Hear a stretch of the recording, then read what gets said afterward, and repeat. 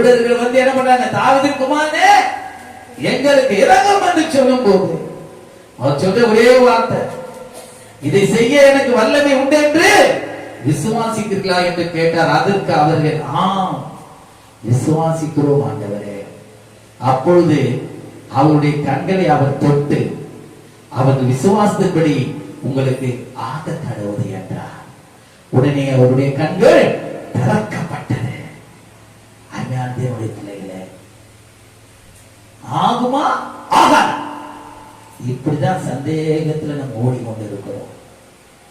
அந்த விசுவாசத்தை வர்த்திக்க பண்ண முடியாத வார்த்தைகள் தான் இந்த நாளிலே நமக்குள்ளே என்ன பண்ணுது, பேலன்ஸ் செய்கிறதா இருக்கிறது. விசுவாசமானது நம்பப்படுவதற்கு உறுதியும் காணப்படாத நிச்சயமாக இருக்கிறது. அதனாலே முன்னோர்கள் நற்சாட்சி பெற்றார்கள். கண்டு விசுவாசிக்கிறவர்கள் காட்டிலும் காணாத விசுவாசிக்கிறவர்கள் பாக்கியவான்கள்.